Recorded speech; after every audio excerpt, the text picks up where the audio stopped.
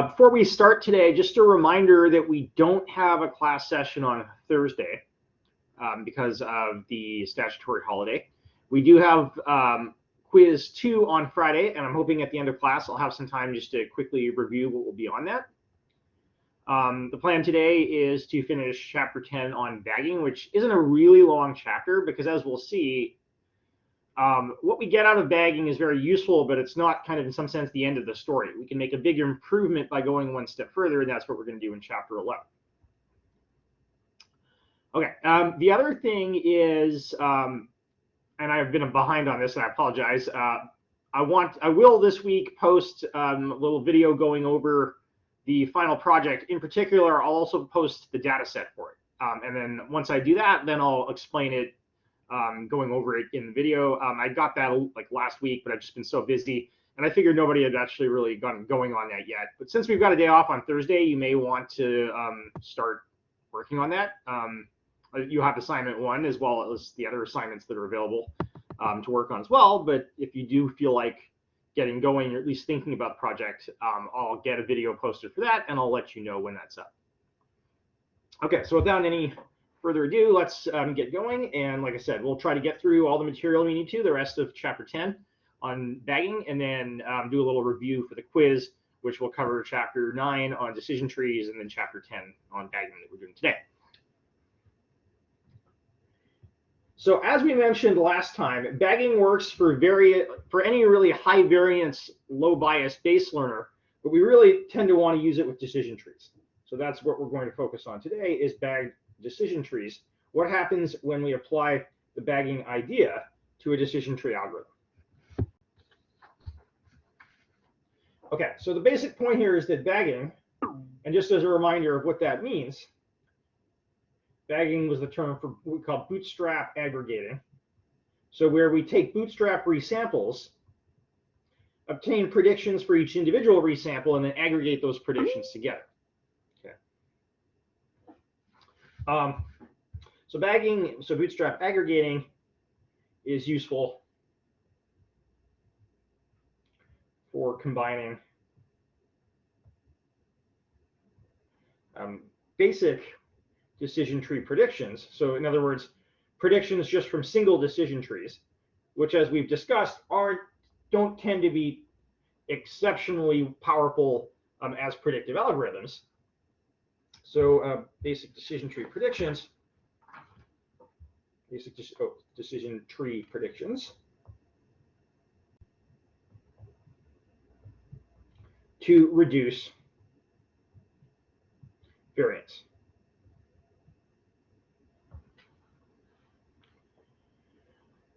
All right, so what do we actually end up doing here usually?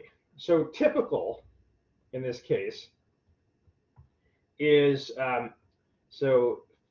50 to 500 trees.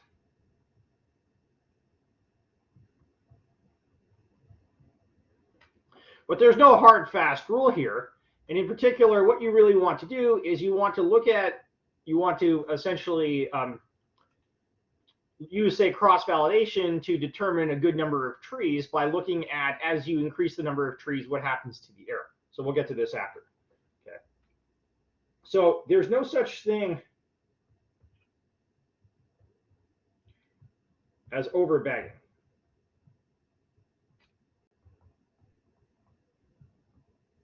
In the sense that you can't hurt your predictive power by doing this. Okay. So using more trees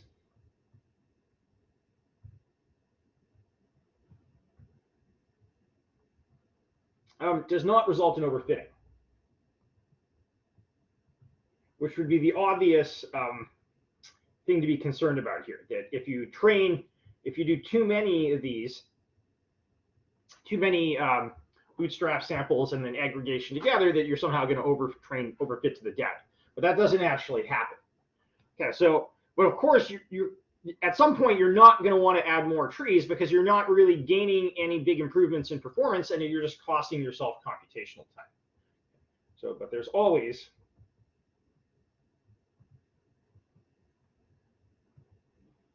computational considerations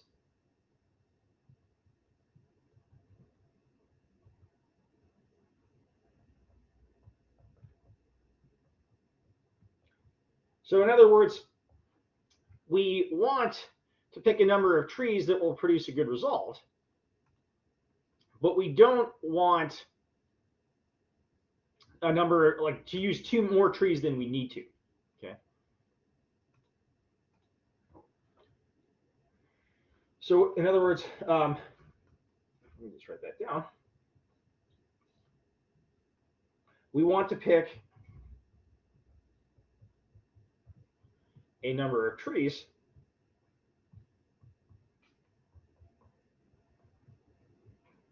that allows the error to stabilize, okay? So in other words, when we look at the error as a function of the number of trees, what we would like to see is some sort of asymptotic behavior. In other words, we don't want it to look like there's clear error improvements that are still happening as we add trees. Okay.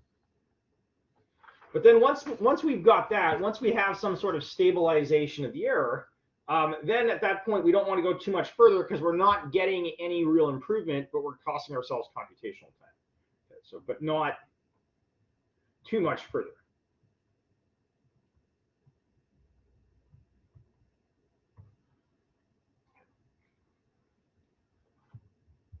And one nice aspect of this bagging process is that we have the ability to validate as we go for each bagged sample. Because remember, with bagging, bootstrapping, sorry, we have points that aren't being used. So recall, in a bootstrap sample,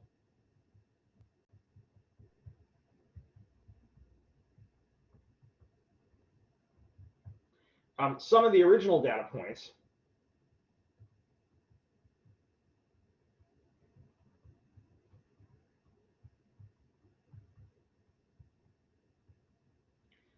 in the training set are not chosen. Because we're choosing with replacement, and so many data points get picked more than once, and therefore so many data points aren't used at all. And this can vary from sample to sample. You might recall we said that your average bootstrap resample is going to use about 2/3 of the training data, the individual training data. So typically you have about 1/3 of it left behind. And we call these, just as a reminder, out of bag. And we abbreviate this to OOB, so out of bag points.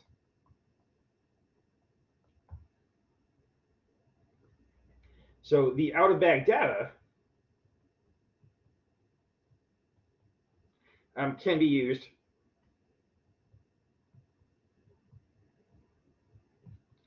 to validate performance of the base learner, so just the basic decision tree,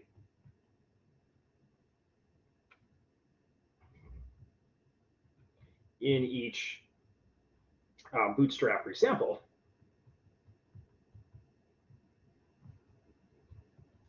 So for every individual tree, we can look at the performance of that individual model, and then these can be aggregated together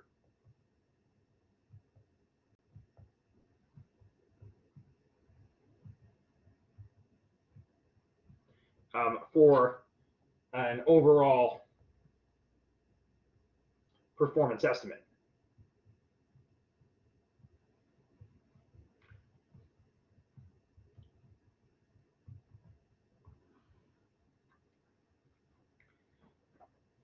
Okay, so how well does this do using the out of bag data as validation compared to doing k-fold CV?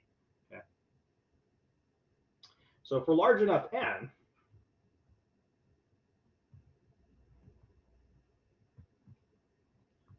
so typically n greater than or equal to 1,000 suffices.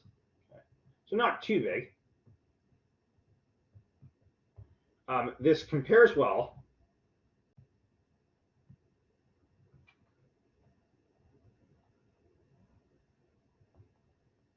with k-fold cross-validation And the basic point here, it's not really significant enough to write down, but why kind of do you need a decent size here? Remember, with k-fold cross-validation, you create the individual folds, and there's no overlap between them. They're a partition of the data into pieces, so you're not getting, none of the validation sets are identical, right, or have anything in common. Whereas with bootstrap resampling, you're going to certainly have overlap in the validation sets. And if your sample size is too small, you're often going to get validation sets that look too similar. So you're going to have kind of a lot of correlated error. But if the sample size is large enough, that's much less likely to happen. Okay. So this compares well to k-fold CV and tends to be much faster computationally.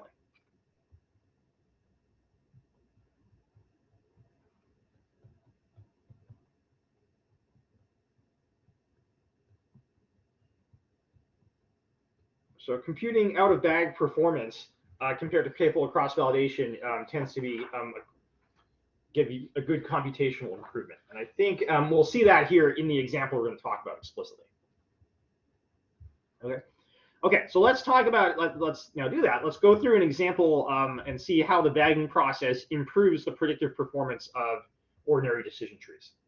And the example we're going to talk about is the same example that's used throughout the book in many chapters, in particular also in chapter 2, and is the topic of homework assignment number 1. And this is the so-called Ames housing example. And so the Ames housing example uses a set of data on real estate in Ames, Iowa, one of the classic sort of data sets in machine learning. And this is, like I said, so that this data set is the topic of homework assignment number 1.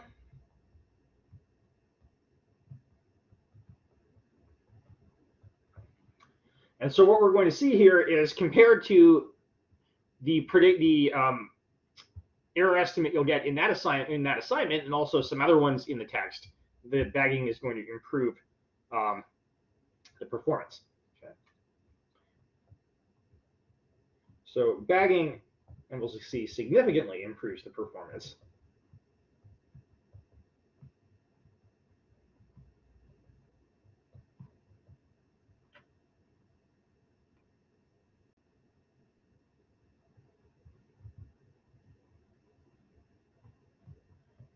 Of decision trees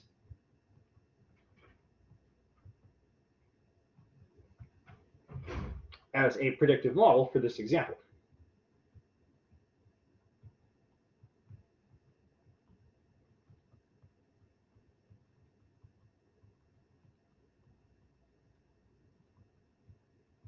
And so, and this is for comparison. Let's actually see some of the other predictions in the text given for this model, or for this problem. So consider the cross-validated root mean square error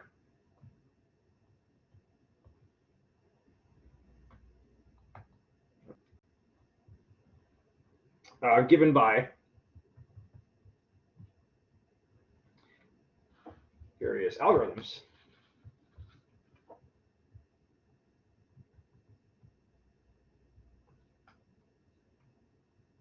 for this example. So in chapter 2/chapter 8 of the text, this example is looked at using k-nearest neighbors, and this is what you'll do on assignment 1, basically recreating what's in chapter 2. And you don't really have to understand KNN fully to do this, because you can implement it in R using caret.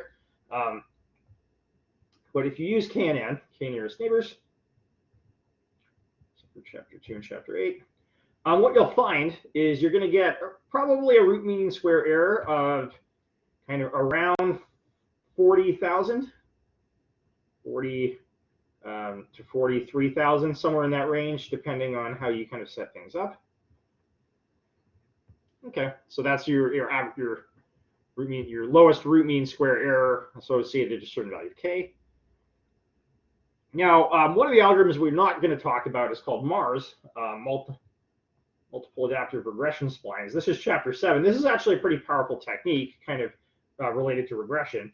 And here you get a root mean square error in this example of about $27,000. All right, and just to be clear, what is this actually, how are we interpreting this? Okay, this is actually part of, some sense, a little preview of one of the questions on assignment 1, if you haven't looked at it yet, is to kind of is to discuss how to interpret it. Well, what does it mean for KNN or for Mars here to give an error of about $27,000? It's saying that that's your average, so your root mean square error, right, is kind of your average predicted error. So if you use this algorithm to make predictions about the price of housing based on certain characteristics from your data set, the typical error in price is going to be about that, right? And so you can kind of interpret that in real life context. Okay, now what about decision trees? If we use a single pruned decision tree,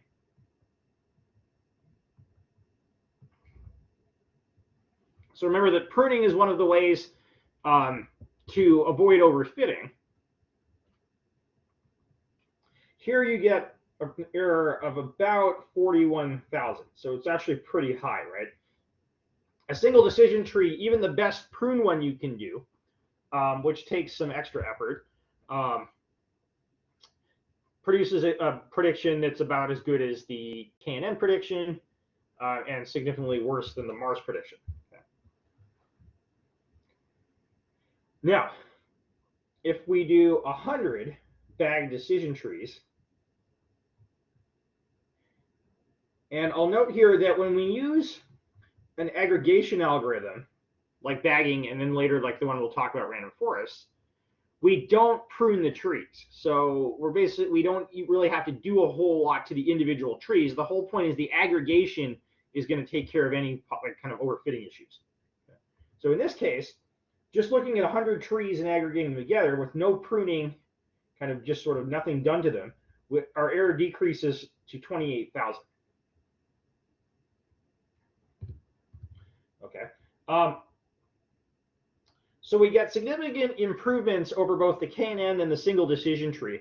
And these are the better point of comparison than Mars, because they're these are the sorts of algorithms, these high variance, low bias base learners, where bagging shows you a big improvement.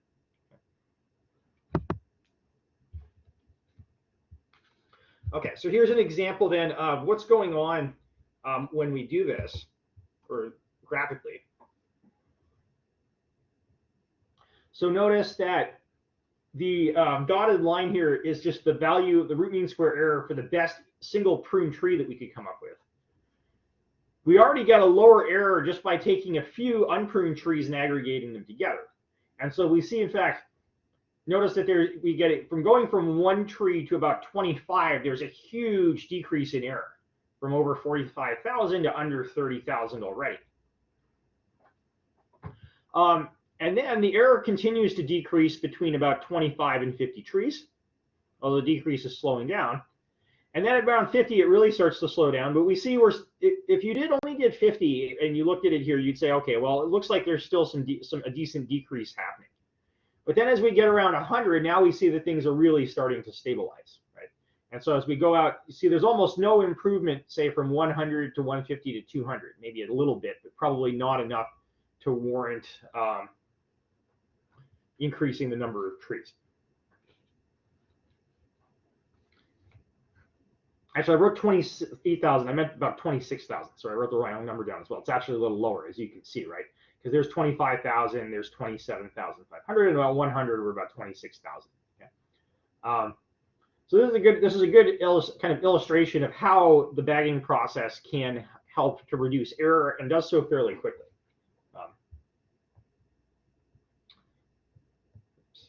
So going back, yeah. So let me fix that. So this should have been 26,000, not 28,000. Sorry about that. Okay, now what about the sort of computational performance here? Okay.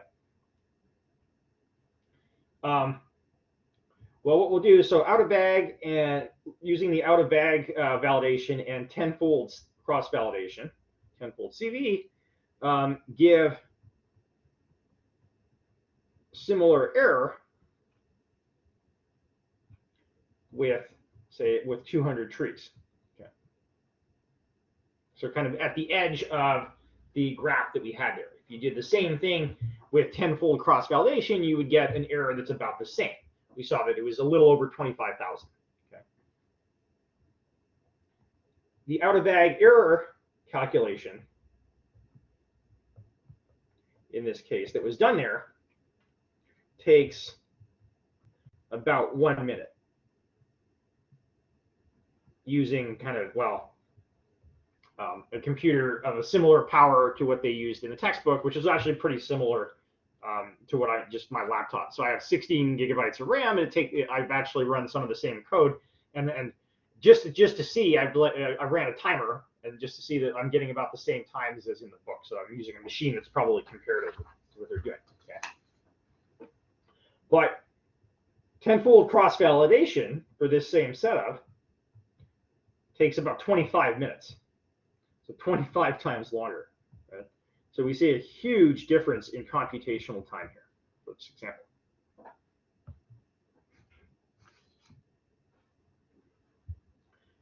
Okay, two other things, observations that we can make off of that example that actually kind of hold in general. So in general, what we saw in our example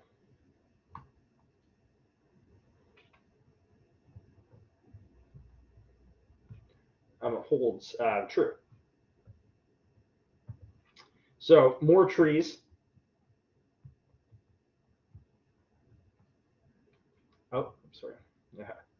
Yeah. Scrolling is not working. More trees leads to better performance.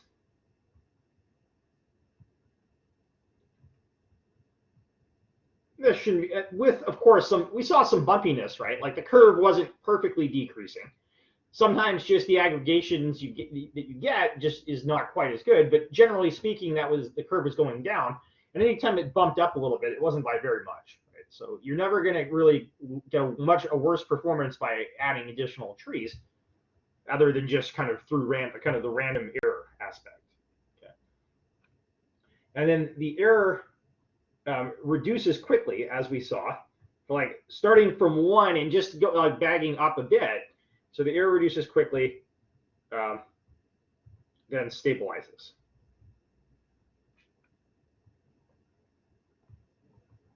So you'll very frequently see what we saw there, a very rapid decrease at the start, then a more gradual decrease to leveling off, and then a stabilization where the error is about the same.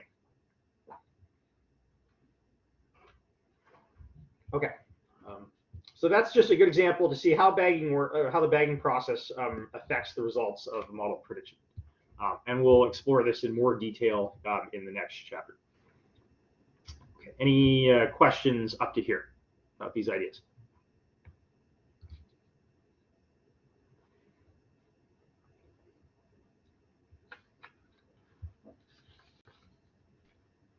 Okay.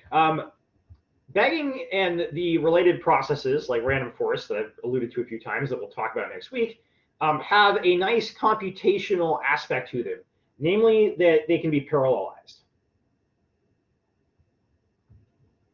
We're not going to go through the technical details of this, so like doing it in R, but if you want to, I'll point out where you can see them.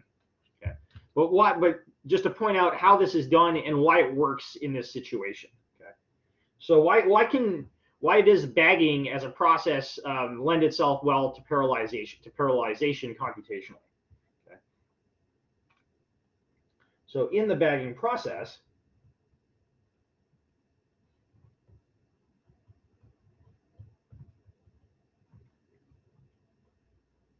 the base learners are fit to bootstrap samples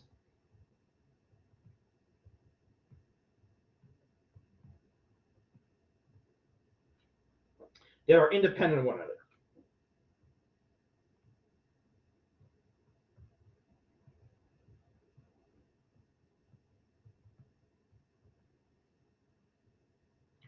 So if we choose a bootstrap sample, and then we go choose another one, well, the first sample has no effect on the next one, right? Whatever got chosen, when we start the process of sampling with replacement, any previous sampling has no effect on what happens next. Okay. Yeah.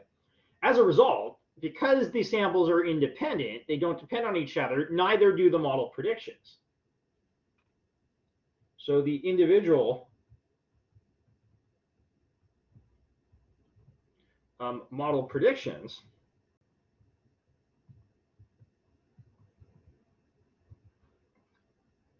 can, well, let me just say it, the individual models, rather than predictions, can be trained in parallel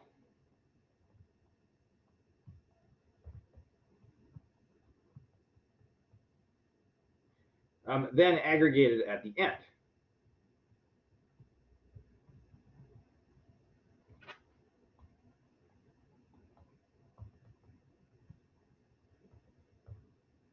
Okay, and I'll make a subtle point here that we'll get to actually just in a little bit. I kind of said something, it was a little sloppy. The model predictions aren't independent, but they don't depend on each other's bootstrap samples. Okay, so that might sound like a distinction without a difference, but what we'll see is there can still be correlation between the predictions, but not because of the bootstrap samples, but rather because of the overall structure of the data. And we'll get to this kind of at the end. And that observation, that correlation can occur in that kind of way, even with the bootstraps resampling being independent. That's going to be the motivation for improving this process. It's a little preview of what's to come here at the end of this chapter. Okay, so what does this look like then? Well, we've seen a typical kind of what a tree looks like, but in fact, so not only are the trees kind of trained as a tree, we can kind of think of the model almost looking like a tree, or like the overall process looking like a tree, which I mean is this. Okay, so let's say here's our training data at the top.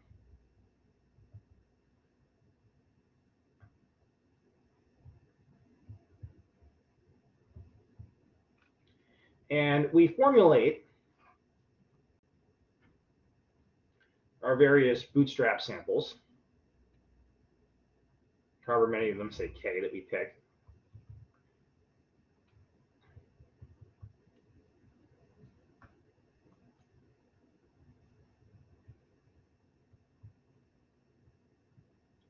And then off of each of these samples, we grow a decision tree.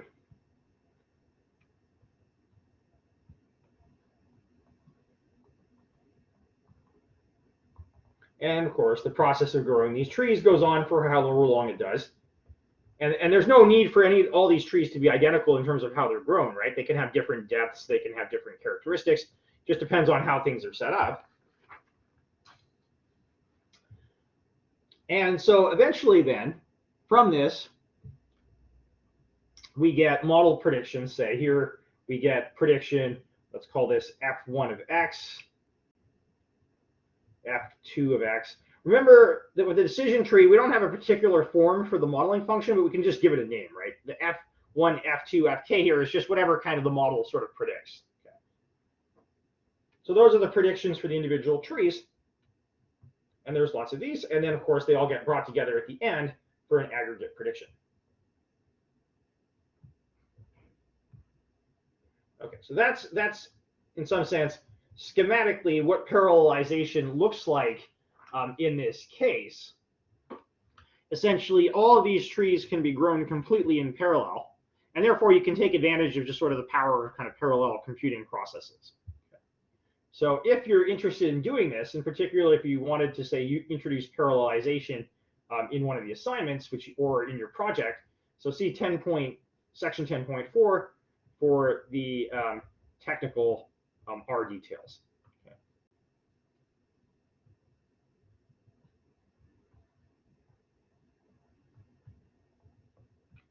And parallelization, when you can do it, I see it finally frozen up here for the first time today. It's been a good streak so far. I'll mention that in a second. But yeah, parallelization, when you can do it, certainly will kind of be a good computational improvement. Not too surprisingly, it works better with computational setups that are optimized for it. So like parallel clusters and this sort of thing. But even including parallelization on, say, your own computer can improve your computational time and so on. I was going to mention, I went to get a solution to the laptop or the tablet connection problem, and I got one, except it was the wrong thing. It works very well. I'm using it on my laptop right now, which is why I'm not having a connection issue there. Essentially, what it is, it's a Ethernet to USB connector, so that I can tap into the hard line rather than be on the Wi-Fi. But I bought an Ethernet to USB-C, which is perfect for my laptop because it has a USB-C connection, but my tablet, an older one, the Surface 3, doesn't. So I have to go back to Best Buy and get a different connector. So, but hopefully then, and with enough Ethernet cable around my office, I'll be able to do these class sessions on the Ethernet hard line network and not have these disconnection and lag issues. So anyway, I didn't have time to go and fix my error for today's class, but I'll try to have that for next week. Okay. So we've seen then some advantages of this process, bagging, that we can, well, it decreases error by reducing variance, and it can be parallelized. One of the major disadvantages of this process and any kind of aggregation type process is its effect on feature interpretation.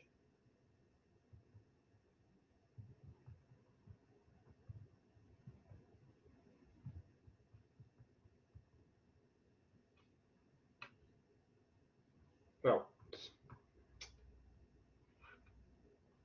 so what we might think of as direct feature interpretation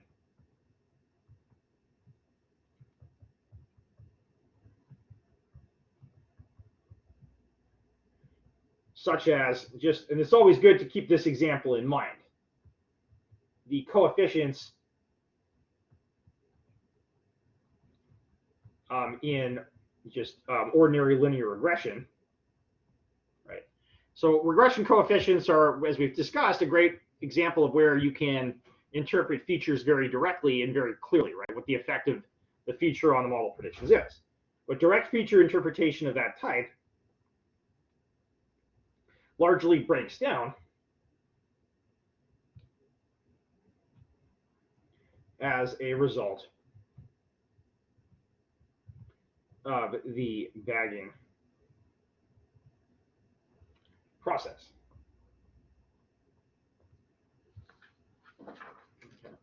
Because now, since we're aggregating all of these results together, it becomes much harder to say what kind of changes in any given feature are doing to the actual prediction itself. Okay. But instead, what we do is sort of look at interpret feature a little more indirectly. So what we can look at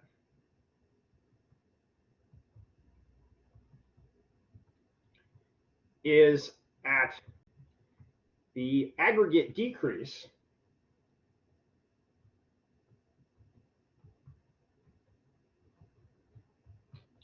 in error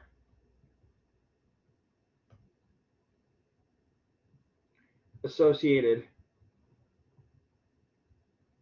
to each feature. And we describe this as feature importance. So kind of what it is then is it's a measurement of kind of what role the feature is playing in the sort of overall aggregate error, and in particular, as the error goes down, how important, as the name suggests, is each individual feature in that process. Okay. So in R, this can be done using, among other ways, but using the caret library.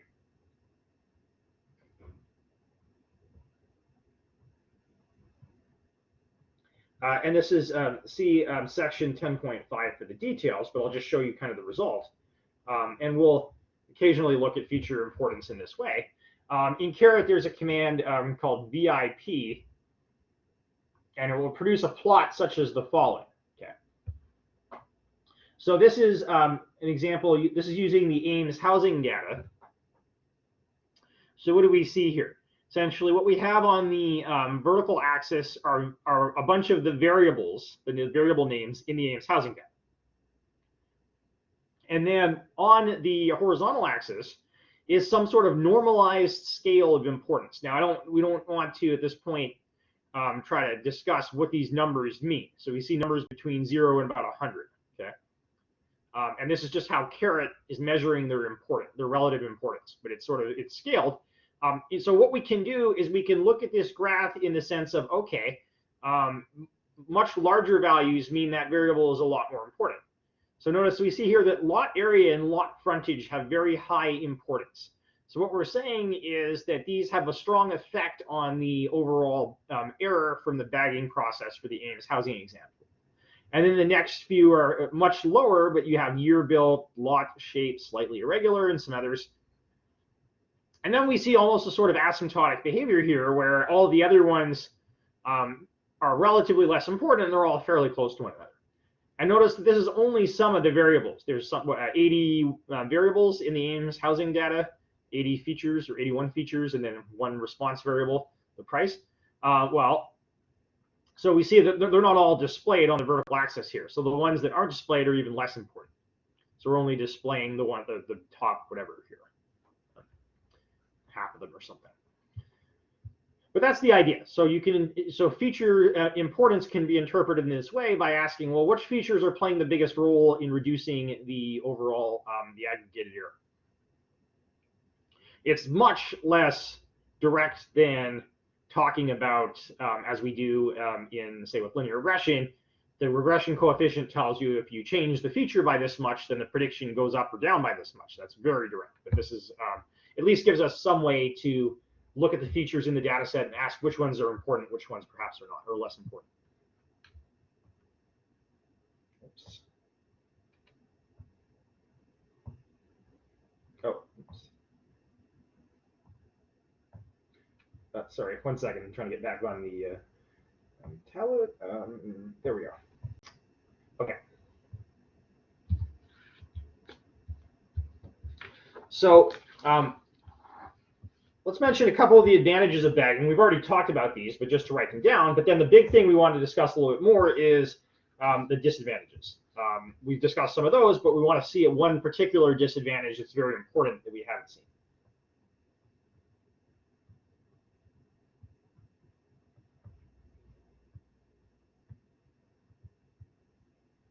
Okay, so what are some advantages of bagging?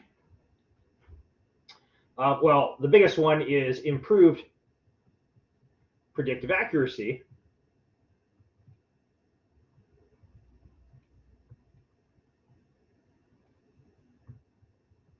And decreased overfitting.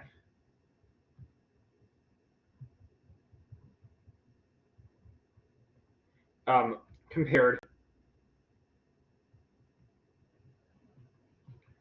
to the base learners. So whether most of the time that's being decision trees, but if you use KNN or something else, if you take a high variance base learner, you're going to always have you're going to get improvements from the bagging process, from aggregating together individual base learners. As we saw, parallelizability. So parallelizability, that's a mouthful. Ability. And as we also saw in our example, computationally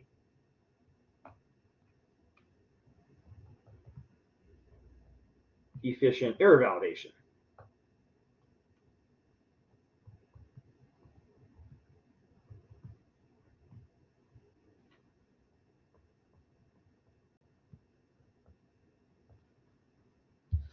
Okay.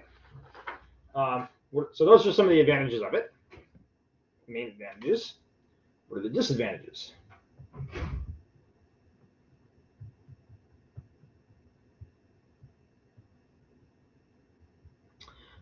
So as we just discussed, interpretability,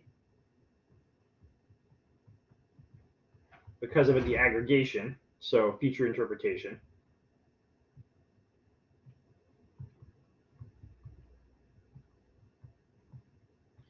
And the more these kinds of algorithms become sort of aggregated / black box algorithms, the harder interpretability and feature interpretation gets. So this is kind of, in some sense, this becomes just more and more of a problem as we go through these more advanced algorithms.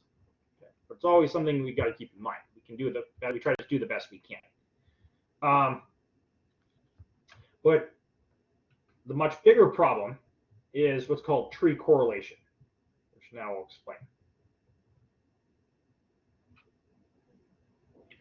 So the big issue with Bayesian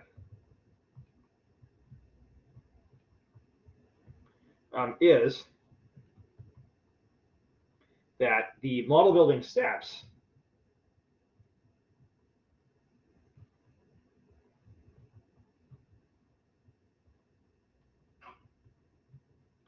are independent. Okay, so what do I mean by the model building steps are independent? Well, all the bootstrap resamples are independent of one another, right? They're chosen with replacement. None of it, they don't, no bootstrap resample affects another bootstrap resample. And so then the process of building the model off of that is independent of the next one, right? So what happens if I start splitting making decision tree splits on one of my bootstrap resamples? None of the splits that are happening there are affecting the splits on the next bootstrap resample because it's a different sample. Okay, so all the actual process of the model building is independent, but the trees themselves that we obtain from that process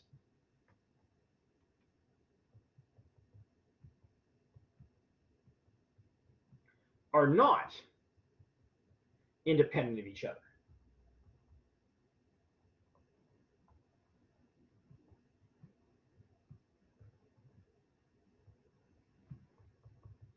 Yeah, so like I said, that kind of sounds confusing, because if the samples are independent and then the steps in the model building are independent, how could the trees not be independent?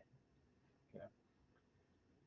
And the basic problem is that the trees are all grown on the same features, and typically what will often happen is some of those features, regardless of the bootstrap resamples, will be the important ones.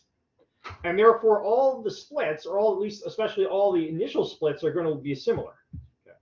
So here's the explanation. So why is that the case? That the trees themselves have dependence.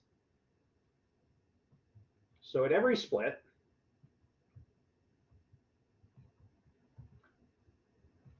of every tree,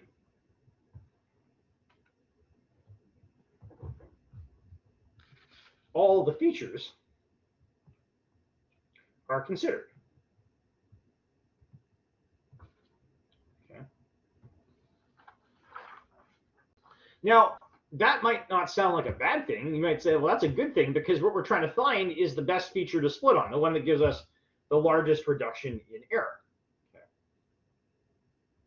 But as a result,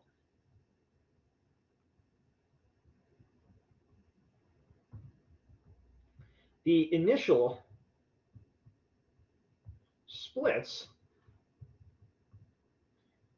may often all be on the same few or even just single features. So they could all split on the same thing, or there could be just some feature, or a couple of features then that are splitting, or that are showing up at the start all the time. Okay. So as an example,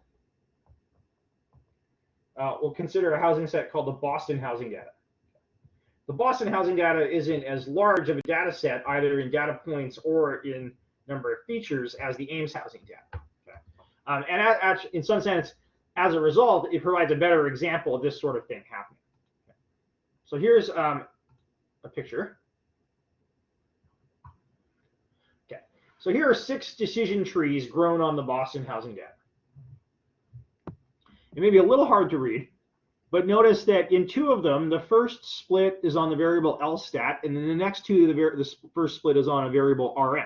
Okay, and these are both numerical. Now, look at the 4 RM splits.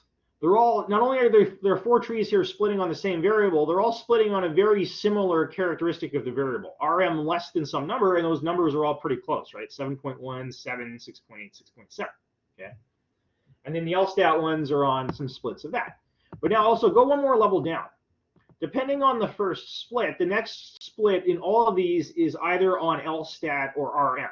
Right? It's either splitting on RM again, or splitting on LSTAT again, or it's splitting on one then the other. Okay? So the initial structure of these trees is very similar. And then as we go down, we still see like some similarities, and in particular, we see kind of, even though some of the variables do change, we see kind of similar shapes in these examples, right? So these trees, many of them have very similar structure, and if you look at the nodes at the bottom, the way the leaf nodes are colored in terms of, so the color shading here is kind of indicating how many data points are in them. We see in all 6 of these trees a fairly similar structure.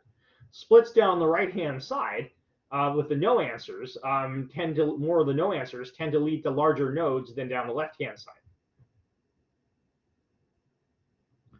Okay. So to summarize this, what we're seeing in this picture on the tablet. Okay. So with the Boston housing data, the 6 trees displayed in the image all split on the same 2 features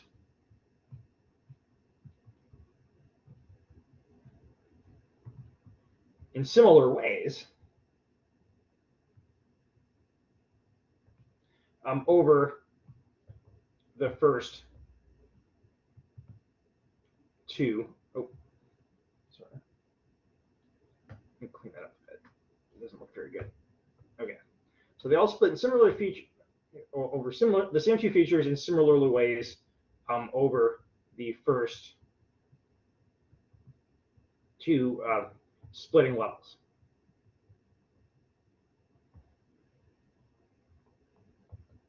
And as a consequence,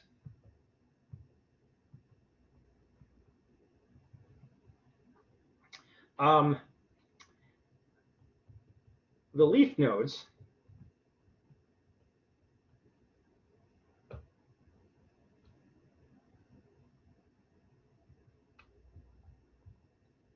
all have a similar structure. They have kind of a similar appearance.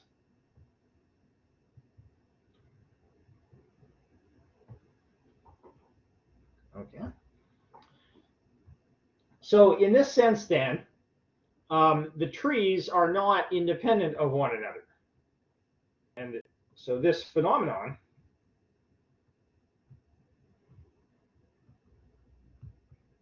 is called tree correlation.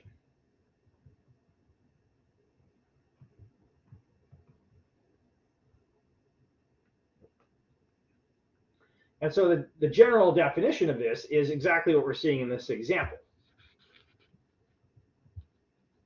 So the same variables, so features, keep occurring over and over.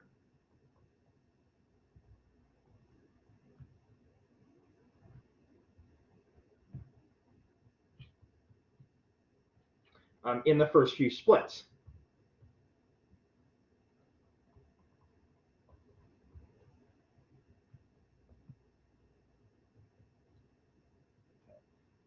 And hence, dominating the eventual outcome.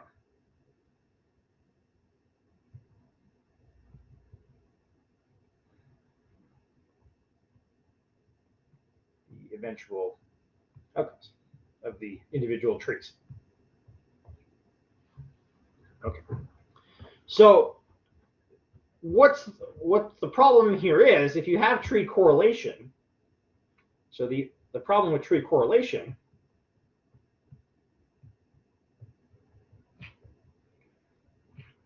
well, the whole point of aggregating in some sense is to take these high variance base learner predictions and sort of smooth them out, right? Smooth, because like there'll be high variance in different places. But if they're all high variance in the same way, that effect is not gonna occur as much. So the problem with tree correlation is it limits the ability of aggregation in the bagging process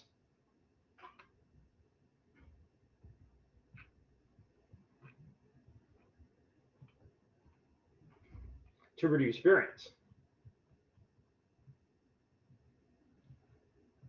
So if they're all high variance and all high variance in kind of the same way, then the aggregate prediction is going to be high variance in that way as well. Whereas if they're all high variance, but the variance kind of is very random, then the aggregation is going to allow that to smooth out.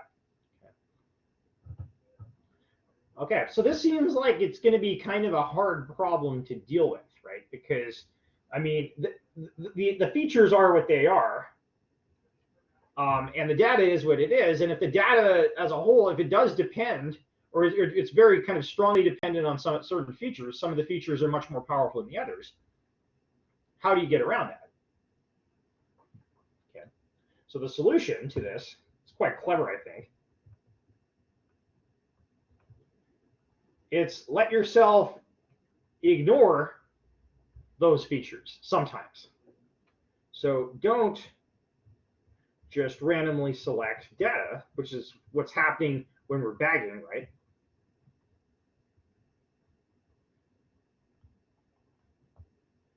But also randomly select features.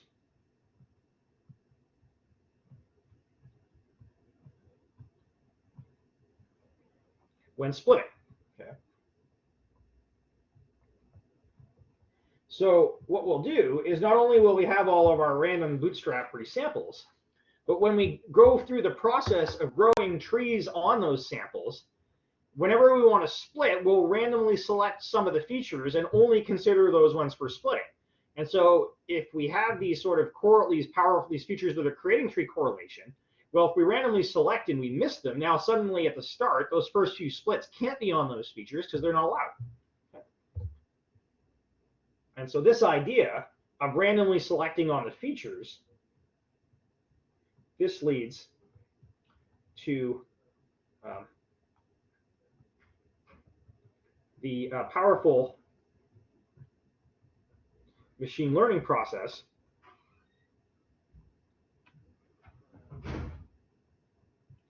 known as random forests.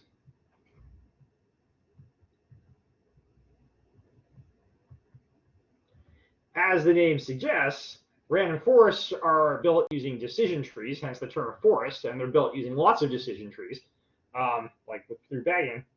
But they're going to introduce even more randomness through this idea of randomizing on the features, and this will be the topic of chapter 11.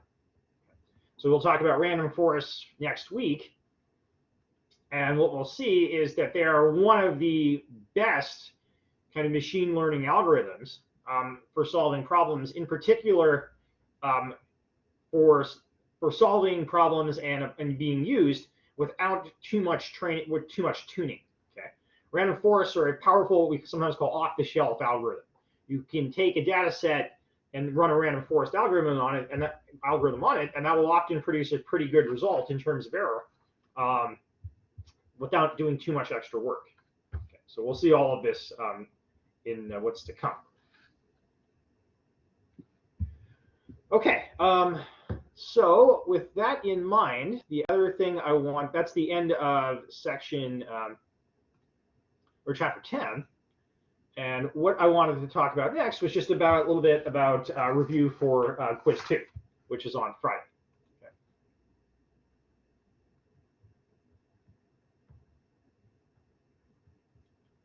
So quiz 2.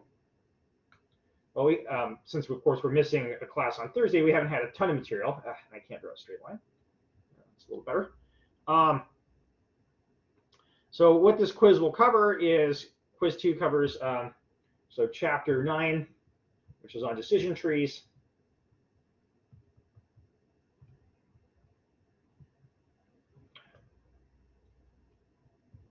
And chapter 10 on bagging, but let me in particular go through kind of a summary of the topics here, so you kind of have an idea of what to look at.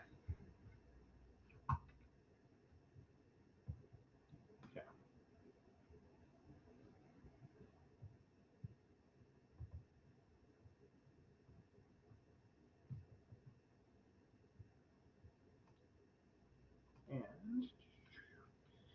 So there will be, let me just double check if I've got this written down right. So there will be 9 questions on the quiz chosen from the chapter 9 material. Now, chapter 9 and 10 have a lot of overlap. So, I mean, don't kind of like take this sort of just as a general description of how much material there is. Okay. So what are the things to think about with decision trees? So how, in some sense, decision trees work in general. I know that, of course, is pretty non-specific, but let's point out a few things. The fact that they're non-parametric algorithms.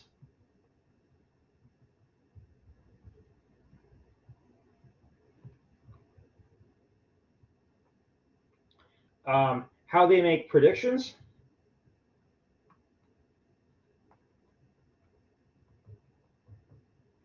So here, well, we know for regression, you make predictions by taking the average, so the mean at the nodes, and then for regression, and then for classification, as we discussed, there's a few different methods. You can use majority vote, plurality vote. You can predict class probabilities. So there's a little bit of variation there. The terminology associated with decision trees, in particular, all the terminology that's related to like kind of tree sounding terminology. So root node, so leaves, leaf nodes, etc. I think we also call those terminal nodes as well, branches, and so on. Okay. So anything kind of related to the sort of tree-esque terminology that we're using when we're discussing decision trees. Okay. The idea of depth, so the depth of a decision tree, what is that? And then early stopping.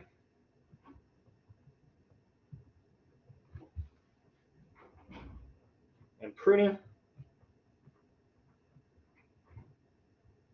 So the methods to control depth. How the CART algorithm works, in particular, how we're measuring error.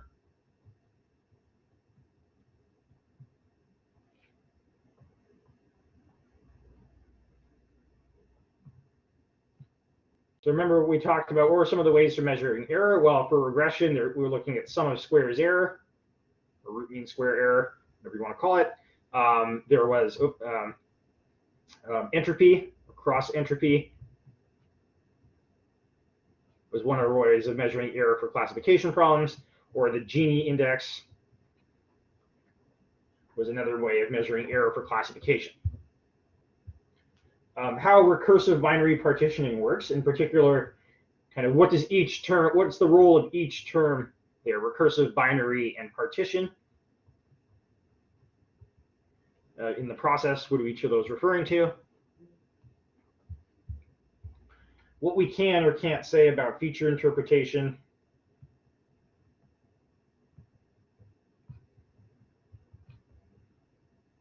And then advantages and disadvantages.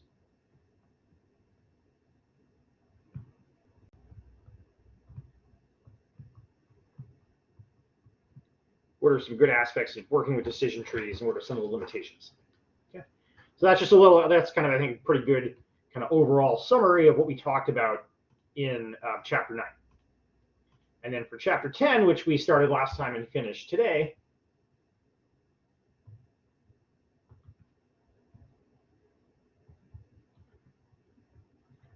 So there will be 6 questions on this. So the quiz will have 15 total problems on it. So how does bootstrapping work, since that's the basis for bagging? What are the base learners that work well in terms of like what kind of type are they? So high variance base learners. The idea of the wisdom of crowds. So why does aggregation work? And how can that break down?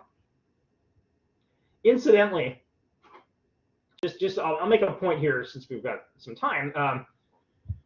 When we talked about the idea, like general philosophical idea of the wisdom of crowds, which James Surowiecki kind of came up with and wrote up in extensive detail, as mentioned, his big point in the wisdom of crowds was that you should have large independent crowds, right? So large diverse crowds. So independence comes some sense from diversity. So diversity of thought and background, etc. in the crowd. If the crowd is too similar in a lot of ways, then your predictions are going to be too similar. Well, that's kind of the problem with tree correlation, right? Is the wisdom of crowds effect is breaking down because all the trees are too similar to each other in a fundamental way.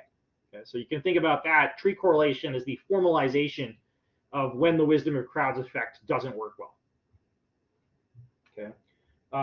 So out of bag error validation, and how that compares with k-fold cross validation in this situation, as we saw very favorably. Number of trees used, and kind of wanting to get error stabilization.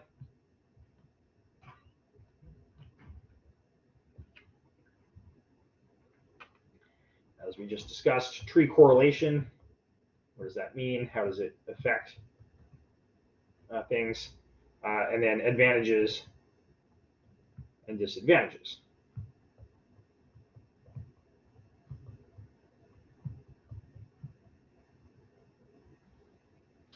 Okay, so I think you'll find a lot of these topics in 9 and 10, since they're very much related. This won't take too long to kind of review and have all of the kind of the fundamental stuff down. So if you have any questions related to quiz 2 while you're studying, please feel free to contact me. And on the stat holiday on Thursday, I should be available. I'll probably be grading a large pile of statistics exams, so I'll try to make sure kind of I'm checking my email and so on. And like I said, I'll try to get a video explainer up talking about the final project and get the data set up for it if you want to get that started looking at that. Try to have that done either today or early tomorrow, and I'll send out a message when that's done. And remember, for the quiz on Friday, you have sort of the official class time period to do it, but you can do it anytime you want. It'll be available at 8 a.m., and you have until the end of the day Friday. It's 15 questions in 45 minutes, just like the previous quiz. So that's all for this week, and if I don't hear from you, I'll see you in a week from today, where we'll start chapter 11.